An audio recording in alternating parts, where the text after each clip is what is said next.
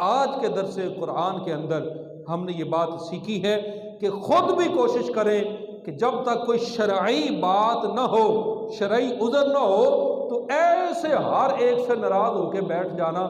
یہ کسی اچھے انسان کی صفت نہیں ہے۔